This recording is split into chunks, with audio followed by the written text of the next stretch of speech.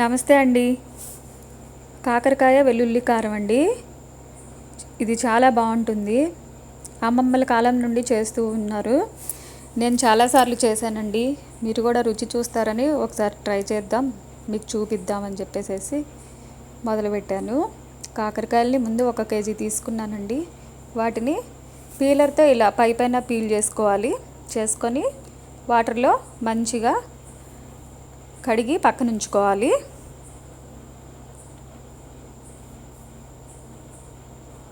ఇలా కడిగిన కాకరకాయలని ఒక్కొక్కటి 4 పీసులు కానీ 3 పీసులు కానీ మన ఇష్టం అండి. ఏ సైజులో కావాలంటే ఆ సైజులో కట్ చేసుకోవచ్చు. ఎందుకంటే ఇవి లావు ముక్కలుగా కట్ చేసి చేయటం అన్నమాట. సన్నగా చేసినా కూడా బాగుంటుంది, కానీ ఇలా అయితే చాలా బాగుంటుందండి. అందుకే నేను ఈ విధంగా కట్ చేస్తున్నాను. కొన్ని కాకరకాయలు పైన పచ్చగా ఉన్నా కూడా లోపల పండిపోయినాయి. ఇక వాటి గింజలు పనికిరావని వాటిని తీసేస్తున్నా. ఆ గింజలు మట్టికి వేయకూడదు. ఈ విధంగా తీసేసి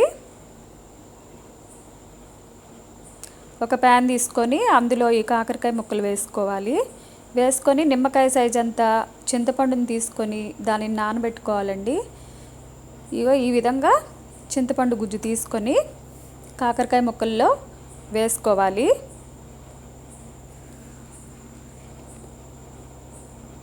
ఆ తర్వాత 2.5 స్పూన్ల పెరుగు, కనీసం 2 స్పూన్లు అయినా సరే పెరుగుని పుల్లటిదైనా వేసుకోవచ్చు, ఫ్రెష్దైనా వేసుకోవచ్చు. వేసుకొని కాకరకాయ ముక్కలు మునిగే వరకు వాటర్ పోసుకోవాలి. తర్వాత 1/2 స్పూన్ పసుపు వేసుకొని బాగా కలుపుకోవాలి. కలిపేసుకొని దీన్ని స్టవ్ మీద ఉంచుకొని మీడియం ఫ్లేమ్లో ఉడికించుకోవాలండి. మధ్య మధ్యలో తిప్పుతూ ఉండాలి, లేదంటే అడుగంటుతుంది. ఈ ప్యాన్ మీద లిడ్ పెట్టేసుకొని మీడియం ఫ్లేమ్ కంటే కొంచెం ఎక్కువ పెట్టుకోవచ్చు. హైలో పెట్టుకున్నా కూడా ఏం కాదు, కానీ ఏంటంటే మనం చెక్ చేసుకుంటూ ఉండాలి, లేదంటే ఆ ముక్కలన్నీ అడుగంటిపోతాయి. ఇప్పుడైతే మనం కాకరకాయకి వెల్లుల్లి కారాన్ని రెడీ చేసుకుందాము.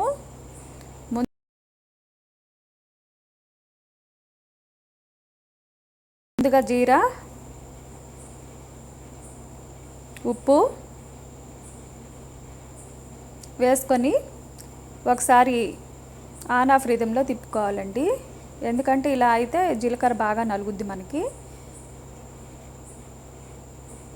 ఇప్పుడు ఇందులో కారం వేసుకొని మళ్ళీ ఒకసారి మిక్సీ పట్టుకోవాలి.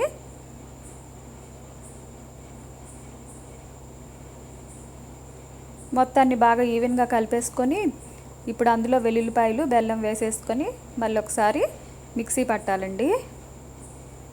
ఈ విధంగా మిక్సీ పట్టినప్పుడు చూసారా వెల్లుల్లి కారం ముద్దలాగా ఎంత చక్కగా వచ్చిందో. దీన్ని ఒక బౌల్లోకి తీసేసుకొని లిడ్ పెట్టుకొని ఉంచుకోవాలండి. వాసన పోతే కనుక అది మళ్ళీ కర్రీ అంత టేస్ట్ ఉండదు. అందుకని ఒక గిన్నెలో పెట్టుకొని మూత పెట్టుకొని ఉంచుకోవాలి. ఒకసారి కాకరకాయ ముక్కలు ఉడికినాయో లేదో చూసుకుందాము.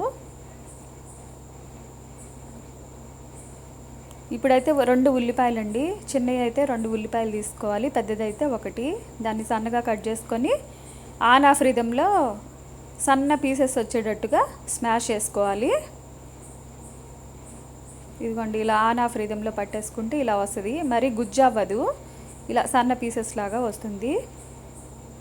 ఇప్పుడైతే కాకరకాయలను చూద్దాము. ఆల్మోస్ట్ వాటర్ అంతా డ్రై అవుతుంది. ఇంకొంచెం సేపు ఉంటే అయిపోయిందండి. అదిగోండి, వాటర్ ఏమి మొత్తం ఇంకిపోయే విధంగా డ్రై చేసుకోవాలి. ఇప్పుడైతే ఒక ప్యాన్ పెట్టుకొని అందులో ఆయిల్ వేసుకోవాలి. డీప్ ఫ్రై లాగా కాదండి, కర్రీకి సరిపోయేటట్టు వేసుకోవాలి. ఇందులో తాలింపు గింజలు, పచ్చిమిర్చి, కరివేపాకు ఆయిల్ కాగాక వేసుకొని మనం ఉడికించి పక్కన పెట్టుకున్న కాకరకాయ ముక్కలు కూడా వేసుకోవాలి. వేసుకొని మొత్తం ఈవెన్గా కలిపేసుకోవాలి. ఈ విధంగా కలుపుకొని పైన మూత పెట్టుకొని మీడియం ఫ్లేమ్లో ఉంచుకోవాలండి.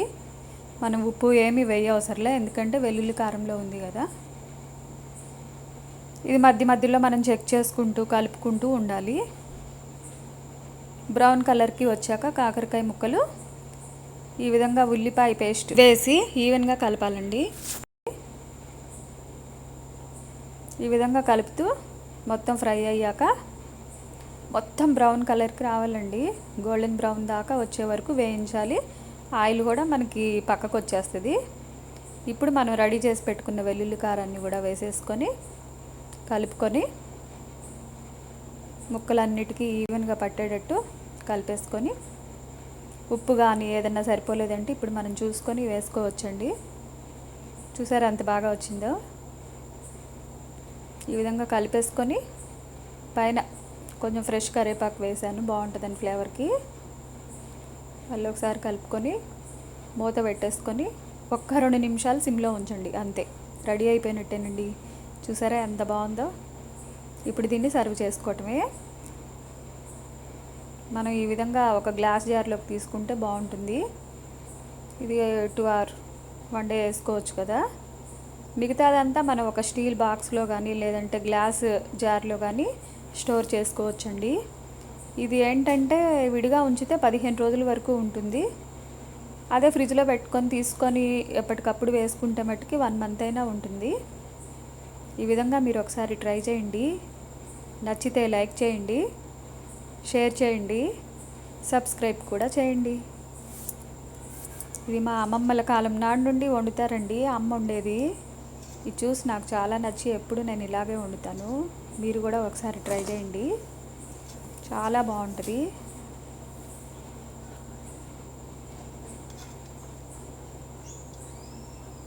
ఈ విధంగా స్టోర్ చేసుకుంటే మనం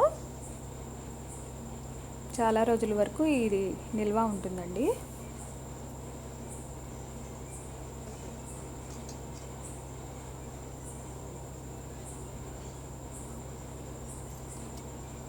చూసారు కదా ఎంత బాగా వచ్చిందో. అంతేనండి, కాకరకాయ ఉల్లికారం సర్వింగ్కి రెడీ.